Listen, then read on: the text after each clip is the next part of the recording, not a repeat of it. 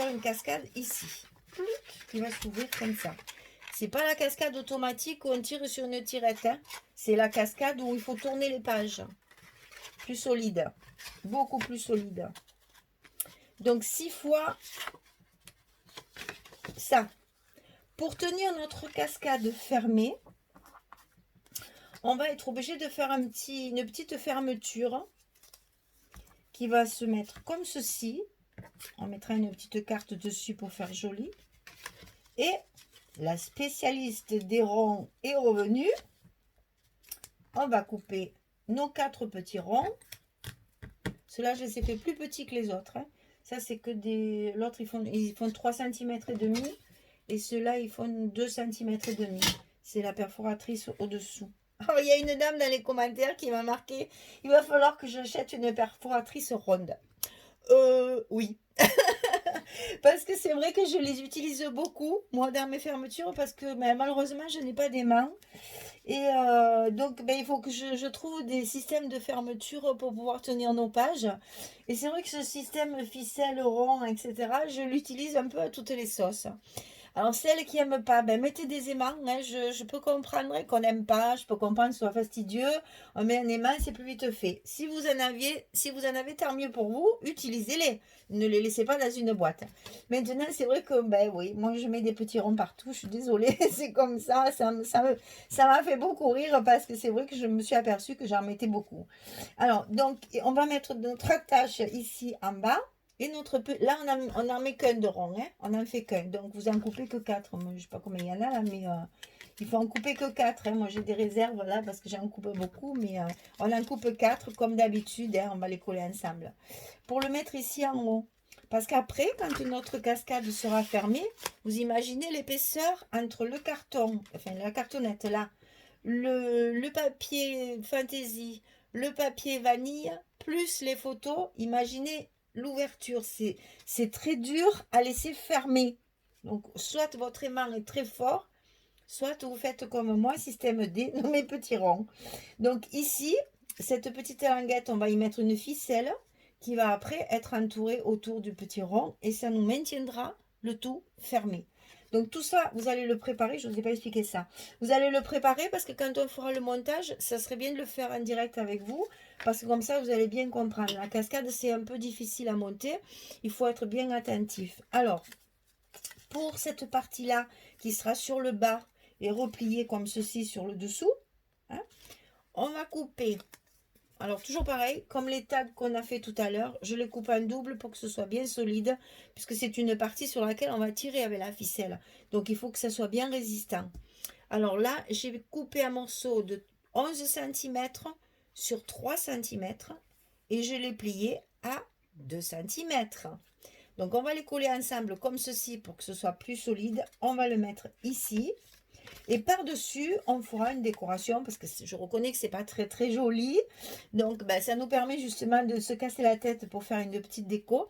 Donc, toujours avec nos petites étiquettes là qui nous restent de nos découpages autour de l'écureuil sur la collection 2020. On va venir mettre une petite étiquette ici, sur le dessus. Donc, on va couper un carré de 5,04, c'est précis, hein, 5,04 sur 5,04. C'est la dimension de la petite image avec évidemment les 2 mm de, tout autour de matage. Donc ça, on va coller ça ici, dessus. On y collera la petite image et derrière, on fera pareil. On recollera une petite image derrière pour faire du recto verso très propre. Et ça sera comme ceci. Là, on fera un trou où on mettra notre ficelle pour attacher autour de notre fermeture sur le haut. Donc là, pareil, 4 petits ronds, c'est pas sorcier, maintenant vous savez, à force. Petit trou au milieu, un brad, on le place ici comme on a fait tout à l'heure. On va chercher le brad dans l'enveloppe, on l'ouvre, on appuie bien et on entourera notre ficelle. N'oubliez pas que quand on l'a collé, il faut le laisser bien sécher et évidemment mettre un papier de la collection dessus pour cacher le carton. Voilà, donc cette page-là, on la montera ensemble sur une prochaine vidéo.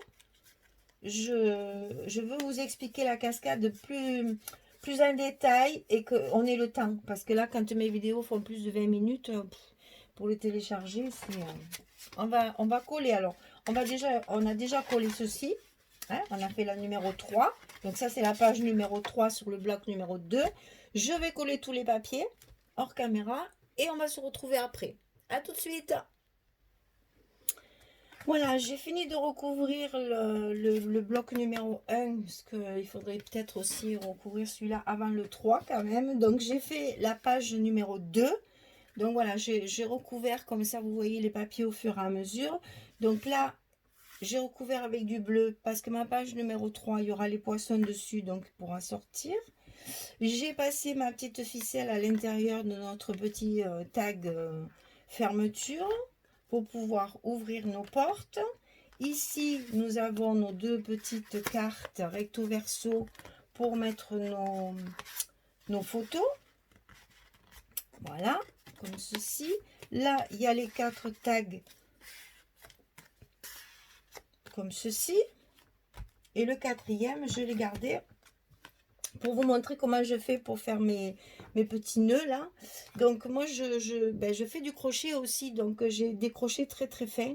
Je passe mon crochet dans le trou, je vais chercher ma petite ficelle et hop hop hop, elle est déjà passée.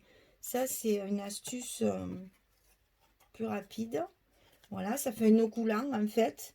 Et pour que ce nœud coulant soit plus... Enfin, vous pouvez le laisser comme ça, il n'y a pas de souci. Hein. Ben, il faut couper bien sûr, hein. Parce que si vous mettez du ruban ou de la dentelle, ça suffit comme ça se voit bien. Moi, je trouvais que c'était un peu nu, que ça faisait un petit peu trop simple. Donc, j'ai fait une petite ganse par-dessus. Voilà, que je serre bien. Et j'essaye de ne pas faire les oreilles de la ganse trop longues. Et après, quand mes petits bouts comme ça tombent, je vérifie la longueur et je les recoupe à hauteur voulue pour que ça fasse plus propre et plus sympathique. Et voilà. Et on a un petit nœud qui reste naturel. Et voilà, comme ça, on cache nos photos. En même temps, ça fait de la décoration. Et derrière, vous pouvez mettre le petit journaling. Voilà, ça c'était donc pour la page numéro 2. On complétera la décoration après quand j'aurai tout reçu. Ah oui, je voulais vous montrer parce que vous savez, je vous ai dit d'utiliser la collection 2020 pour celle-ci. Donc, vous allez vous rendre compte qu'évidemment, en haut, parce que là, j'ai mis une photo, une image en continu en fait. Hein. Et comme je rentre toujours un demi-centimètre, bien évidemment, quand j'arrive en haut, il m'en manque un morceau. Et donc, c'est là qu'on va mettre notre jute, justement, pour cacher tout ça et pour ajouter un petit embellissement à la chose. Voilà. Donc, vous inquiétez pas, c'est normal. S'il manque un bout de papier, c'est pas grave. On mettra du jute. C'est justement aussi pour que vous voyez que quand les papiers sont pas adaptés, parce que ben on a du 20-20, on a du 30-30, mais c'est pas des mesures de chez nous, hein, donc forcément on a toujours un petit peu de décalage, donc on arrive à tricher avec ce genre de choses. Voilà, ça c'était pour la page numéro 2, donc notre premier bloc il est terminé. Je vais mettre les papiers sur le numéro 3 et on se retrouve. À tout de suite. Voilà, j'ai donc terminé de recouvrir la page 3. Donc on a la petite carte qui ferme la pochette. Et voilà comment j'ai disposé à l'intérieur pour mettre vos photos. Encore une fois, ce sont des pistes que je vous donne. Vous n'êtes pas obligé de faire la même chose. Hein. Moi, je le mets comme ça, comme je le sens. Maintenant, après, à vous de voir. Ce sont des idées, ce sont des tutos pour vous inspirer. Vous n'êtes pas obligé de faire la même chose. Vous pouvez très bien faire le contraire, mettre les deux photos en bas. Ça, c'est à vous de voir, c'est selon les goûts. Moi, j'aime qu'il y ait de la décoration. Donc après, à côté de chaque photo, ici, je vais pouvoir faire de la décoration après. Voilà pourquoi je fais ça. Maintenant, vous voyez, il y a quand même la place de deux belles photos, enfin de photos normales. Et ça permet justement de cacher vos photos. Hop, on ne les voit plus. Et ça se ferme comme ceci. Voilà. Donc pour aujourd'hui, ça sera terminé parce que ça fait longtemps et que j'ai peur de mettre 3 jours pour le charger, tout ça. Donc, j'ai juste une petite annonce à faire avant de vous quitter. À la fin de ce tuto, quand j'aurai terminé l'album qui sera monté et qui sera décoré, il y aura une petite surprise. Donc cette petite surprise, si vous voulez en avoir la primeur et si vous voulez savoir ce que c'est, il va falloir attendre le dernier tuto. Et puis je vous expliquerai exactement ce qu'il en est. Voilà, en attendant, je vous souhaite une bonne fin de journée et puis à bientôt. Au revoir.